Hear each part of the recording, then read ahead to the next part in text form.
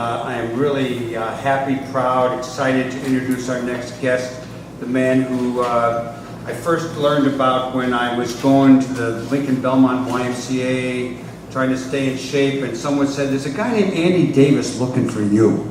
And it turned out he was going to make a movie, which he did, called Stony Island, and he was looking for a hillbilly dude, which apparently he thought I was a hillbilly guy. I had to tell him that my dad actually produced a few Broadway plays. He said, oh, that doesn't matter. But I played Uncle Roy in your first movie, Stony Island, and it's an honor to have you here, Andy Davis. Welcome to you. Good morning. Yay. Good morning. Nice to be here. Nice to have you, I want to thank everybody involved in the show, especially listening to Kelly, because I don't want to talk about irrelevant Hollywood stuff. We got to talk about the meat and potatoes of life. Amen, my brother.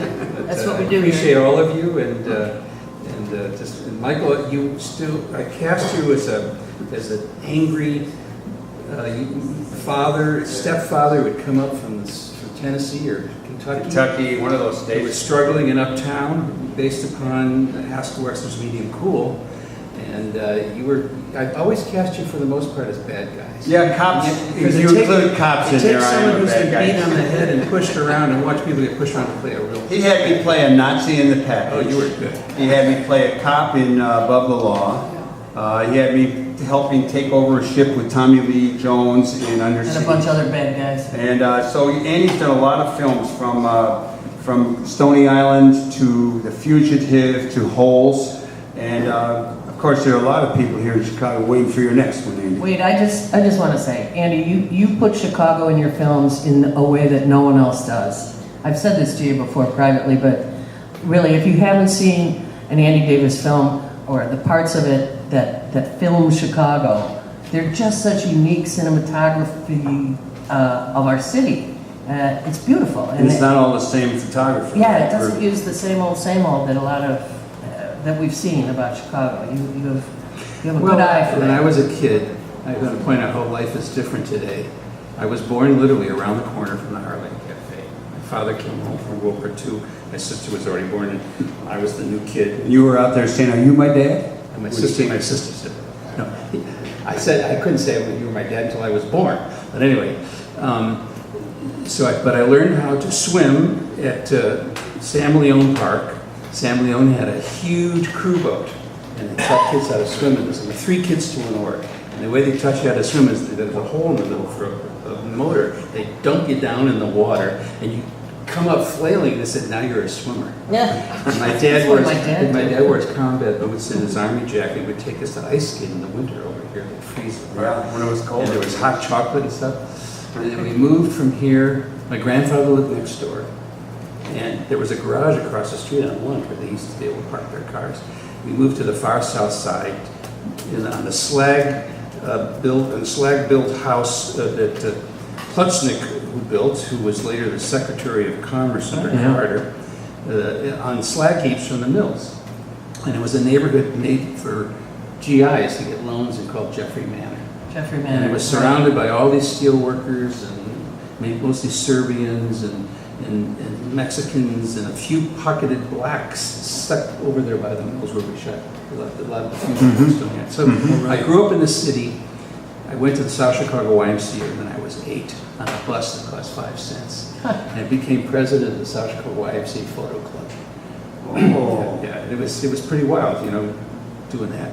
And but we used to travel through the city. My friends and I, who I'm still in touch with from 5th grade, 4th grade, we'd get on the bus on 100th Street, right across from where Richard Speck killed the 8 nurses at Luella High School. And we would go downtown to 63rd and Stony. And from there, we would either go to the Museum of Science and Industry and do all the exhibits. And That's great. You just called downtown 63rd and Stony. I love that. On the way, that was one stop. I know. The next week, we would get on and take the L at 63rd and Stone. It used to be a big L stop. Yes, office. We would go downtown, 3rd and Cottage. and we would go down and we would hang out on South Van Buren and look at the peep shows and the pawn shops and the shoe shine. Whereas I would go to St. Benet's. We would go to VLNA and look at the fancy shotguns the guys from Winnetka used to buy. So that was growing up in Chicago. So you could go around in 4th grade with your friends and feel free to be not too intimidating. Yeah, that's true. We were all taking the L from the Southwest Side in high school, some of us. So the film industry's had a really rough summer. It's had 1 or 2 big films, Well, the and, film and industry- people aren't going to theaters, they're streaming. Well, How does that affect your business? The business creative part the of it. business is in trouble. Because, number one, there's so many alternatives. You know, when we were younger, you knew what movies were opening that weekend. You were excited to go see those movies. There was, you know, it goes back to when Walter Cronkite said the war in Vietnam was no good. Everybody knew about it because there were 4 or 5 networks. Because everyone was watching Walter Cronkite. Right. Right. A beautiful woman just walked in. I have to wait for her. Talking about my wife. Yes. Anyway, so there was, you know, there was some kind of focus on what the issues were, whether they were contrived or controlled or whatever. That was it. Now, kids don't watch the news; they watch Facebook, and as the headlines talk to us today, who knows what's on Facebook and why it's on Facebook? If you want to say "I hate Jews," you can get a website to go to there. If you want to say I hate lesbians, I hate blacks, you know, they got places for you, right? But that's one thing. It's called the White House today. When Sorry. when the mega hits started with Jaws, and then with Star Wars, the studios realized making small little movies that get awards is not the business we want to be in. And they started making bigger and bigger hits. Well, now the situation is you have to make a movie that'll play in China, that'll play in Russia, in South America, and in Europe. So a little story about baseball or a story about racial issues in Chicago, hard to get made. It costs $40 million to advertise any movie that plays in over 1,000 theaters. So it doesn't matter whether it's a $4 million movie or a $200 million movie, you still have to spend at least $40 to $70 million just for the domestic advertising. So this is just like the elections. The networks love it because they keep buying time from each other because they all own movie studios. ABC is owned by Disney. Universal is owned by Comcast. Fox is owned by Fox. You know, it goes on and on. Oh, God. So what you're having is greater consolidation of the media business by maybe 3 or 4 entities, which control publishers, music companies, cable systems, all of that stuff. So it's, on the other hand, the net is exploding with kids with an iPhone, which you can make a great movie with, who are trying to find their own identity and have their own projects get out to the world. So people go, oh, I don't want to go pay 15 Right. bucks and I can't afford to pay parking and buy my girlfriend some popcorn. I'll just sit home and we'll watch it. We'll rip it and watch it Right. at home, and that'll be my new media. Well, what about, like, what comes to mind for me, and I watch some movies, but not as many as I probably would like to, but that film Mariachi, which cost about $7,000 to make. Mariachi. Did that have a $40 million promotional budget? Or can you make small, interesting films if you weren't concerned with making a big buck and produce some really qualitative, interesting films? Well, you can make a small film and you can get it out on the net. If it's going to play in theaters and even a small distributor gets behind it and they want to advertise it, the profits get sucked up by the marketing costs. So some of these, Academy Award-winning movies that have had a lot of attention haven't made a cent because the studios have pushed the advertising to such a degree that there's no profit. Jeez. Do you see, to follow up on Michael, any advantage in using social media to take the place of that kind of a marketing budget? Well, they're doing it too. I mean, if you think the Russians are manipulating our elections, the studios And have we people, do. the studios must have all kinds of entities going, oh, I like this movie, Twitter this, go see it, oh, I think she's cute, it's going to be a great picture. So, you can't trust it. But your friends, I guess you can trust. So if you're on, I don't follow Facebook, but if your friends say, It follows you, however, everywhere. anyway, so it's hard. In one hand, there's great democracy now because anybody can take their phone and make a movie. You know how many downloads there are every day of movies on the net? There are probably 1 million movies posted every day. So, when I did Stony Island, there were maybe 6 or 7 independent feature films made. You had to buy film, you had to get processing, you had to rent equipment, that's all done for. So there's great opportunity to tell your story and have an identity, but you're in this blur of media, so it's hard to have an identity. So what are you working on now? I'm trying to get Michael James's next job. Okay. You heard it here. And I can't wait. I'm trying to stay in shape so that I can still walk on set. They can fake just it. just threatening that you might get in the movie keeps you healthy. It does. Well, I'm trying. Glad to hear that. For a long time, I'm trying to revise an idea that came to me from the producers of Holes. I'm trying to do a modern interpretation of Treasure Island set in post-Katrina, Louisiana, with the treasure of Jean Lafitte, who was a Jewish pirate who left during the Haitian Revolution, came to Louisiana, was a privateer, which is a pirate. And Bolivar gave him a ship, and he was basically stealing everything from the Spanish, taking it to Louisiana. And I'm probably trading slaves, but also hiring slaves to be his pirates. And he wound up, building a whole empire in Louisiana, and then Andrew Jackson came and said, we're going to fight the British, the War of 1812, remember that song? And he wound up negotiating with Jackson to let his friends and buddies get out of prison, get the money back the governor had taken from him in Louisiana, and he won the war. But what's interesting is Lafitte's money, a lot of it came from Napoleon, who was ousted during a black slave uprising in Haiti. Wow. Which is the reason that the Louisiana Purchase took place. So we don't know, all those red states in the center of this country are there because of a black slave uprising that none of the Thomas Jefferson, none of them recognized, made him pay reparations. So it's hard to understand how this struggling country, Haiti, by storms and racism and revolutions, has not been recognized, giving all those red states their political entities. Wow, that's a great story. Yeah, but the story basically is about a young mixed-race attorney who's based on someone I know, who's struggling to keep the Lafitte housing project alive because they want to turn it into a country club or a Trump Tower museum. And they were actually after Katrina that they closed the Lafitte housing project, and people were thrown out even though there was no water damage because they wanted to get over it. It's a true case. Yep. Anyway, so she's the long-lost daughter of Johnny Silver, Long John Silver. And so she comes to him. I want to see this This film. is a great film. So it's, I can't wait either. and because I'm from Santa Barbara and we were in Edinburgh a few years ago, Robert Louis Stevenson conceived Treasure Island in Santa Barbara. Wow. He looked out at those islands and This is decided just he wanted ridiculous. Yeah. The connections. I love it. a lot of connections. Now, is that the only thing you're working on, or you want to share another thing? Yeah, or no, I'm working on a project called The Reckoning, which is sort of an adaptation of the contemporary version of a package of film I did with Gene Hackman and Tommy Lee Jones about the Russian. Where you made me play a Nazi. Yeah, where the Russians and the American generals don't want disarmament. And it's an Oswaldian kind of conspiracy to set up a patsy that he was friends with to get rid of Bush. Right. Right. And it's based upon an archaeological dig that really took place in southern Illinois. We're setting it in Cairo, which was infamous for its racial animosity. And a young archaeologist who discovers that there is someone trying to put together a cabal of